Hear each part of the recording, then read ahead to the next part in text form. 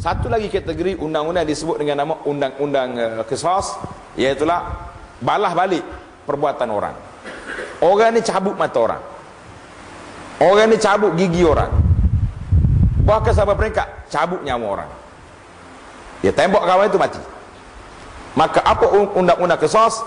Walakum fil qisasi hayatun. Jadi undang-undang qisas ni orang ni kena balas balik seperti yang dia buat. Cabut nyawa, kita cabut nyawa dia. Dia cabut tangan orang, kita cabut tangan dia. Cabut gigi, sama. Tetapi undang-undang qisas ini dia panggil hak manusia, hak individu. Kalau orang ni cabut mata awak, maka kita berhak dakwa dia untuk dicabut mata dia balik. Dikata di kawan ni, aku tak naklah cabut mata dia, kesian dengan dia. Biar aku seorang, ialah buta sebelah mata ni. Kalau tidak jadi dua orang. Maka dia boleh berpindah kepada akta yang kedua, iaitulah minta pampasan, ganti rugi. Minta ganti rugi sebelah mata setengah diat, 50 ekor unta bayar. Ambil 50 ekor bayar. Ataupun langsung dia lepas. Dia kata tak apalah, kalau ada oleh kerana dia tersalah, dia dah bertaubat, dia dah insaf, saya maafkan dia. Mudah-mudahan Allah Ta'ala maafkan saya. Lepas saja, boleh. Dia panggil berpindah daripada balas bunuh kepada diat, pampasan, ataupun berpindah kepada lepas saja, sedekah. Itu hak manusia di bawah undang-undang.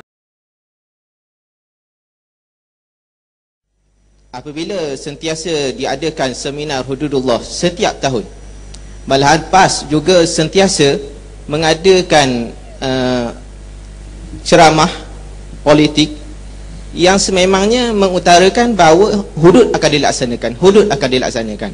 Adakah selepas ini sekiranya apa yang dibentangkan di parlimen dibangkang ataupun tidak mendapat persetujuan separuh daripada majoriti yang dimaksudkan, yang diperlukan 101 ke berapa tu, apakah langkah-langkah seterusnya? Adakah PAS masih lagi, terutama di Kelantan lah, masih lagi mahu meneruskan perkataan yang sebegini oleh kerana halangan ini, ataupun ada langkah-langkah yang lain, tidak sekadar cakap-cakap seperti yang kita pernah buat untuk seperti demonstrasi untuk turunkan harga minyak, demonstrasi sebagainya lah yang pernah kita sanggup turun segala-galanya, kita turunkan dari seluruh negeri.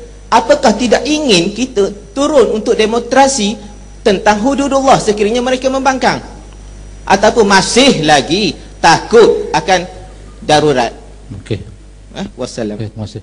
Pendekatan yang kita guna di Malaysia ini adalah muwajahah silmiyah. Pendekatan secara sejahtera silmiyah, mengikut undang-undang. Kalau kita nak langgar undang-undang, tahun 1993 kita dah langgar undang-undang. Apabila kita meluluskan undang-undang itu, kita nak laksanakan undang-undang ini mengikut konteks perlembagaan dan undang-undang yang ada.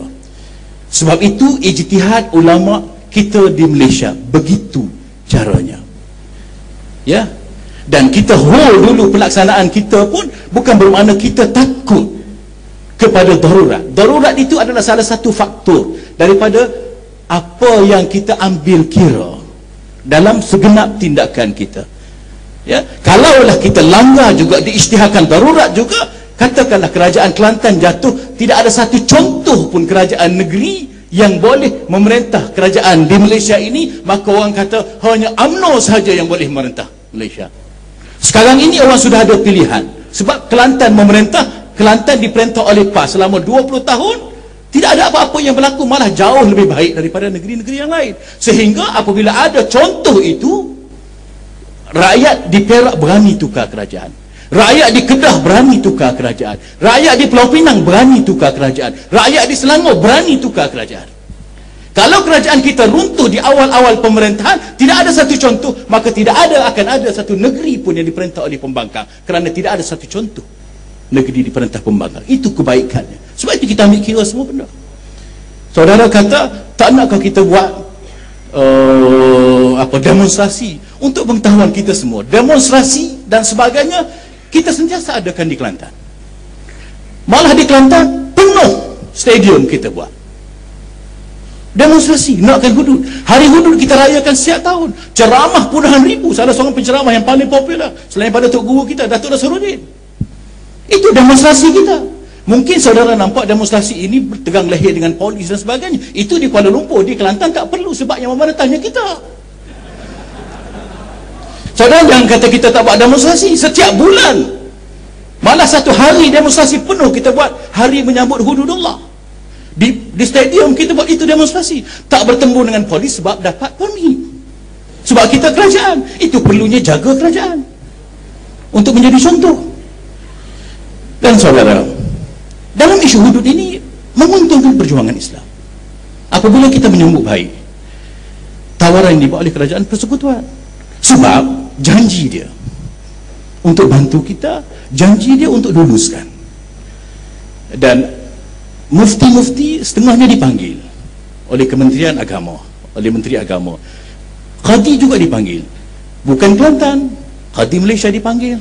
Dan Menteri berjanji akan bantu Kelantan laksanakan hudud. Tiba-tiba kalau dia engkar, maka dengan mufti, dengan Qadi sekali kena tipu. Maka pada waktu itu apa sikap Qadi dan sikap mufti Malaysia? Kalaulah betul-betul dia laksanakan janji dia, alhamdulillah kita boleh buat hudud di Kelantan, dan itu sebahagian daripada perjuangan kita. Itu adalah satu kemenangan bagi kita. Kita boleh laksanakan hudud di Kelantan, kita boleh tunjukkan satu contoh yang baik dalam undang-undang sivil, ya, seorang yang dibunuh, seorang yang membunuh akan dibunuh balas. Tapi apa yang keluarga dapat? Tapi dalam sistem undang-undang Islam, seorang yang dibunuh, mangsanya, keluarga mangsanya diberi pilihan sama ada nak dibunuh si penjenayah ini ataupun nak menerima, kita panggil bayaran fidyah dam, fidyah dia nak dibayar dia, ya. Seorang suami yang dibunuh, isterinya, seorang suami yang hanya bekerja, isterinya tak bekerja, menanggung anak-anak 6 orang, semuanya masih kecil sekolah lagi. Ya, hukumannya bunuh, tapi apabila dibunuh si pembunuh, apa yang isteri dan anak-anak dapat? Melainkan dendam, alhamdulillah. Tetapi siapa yang nak bagi makan kepada anak-anak? Dalam Islam diberi pilihan. Mungkin dia terfikir, ya, si pembunuh itu ada harta dan diberikan peluang kedua, nak hidup, okey, nak hidup, bertaubatlah kerana kamu dipilih pilihan kedua. Yang bagi ibu yang kehilangan suami, anak-anak yang yatim kehilangan ayah, mungkin dia terfikir daripada dia tadi boleh membantu anak-anak. Walakum fil qisasi hayatun, hidup bagi pembunuh, hidup bagi keluarga mangsa. Duitnya boleh menampung pendidikan anak-anak. Masyarakat akan lihat keistimewaan sistem keadilan Islam ini sebagai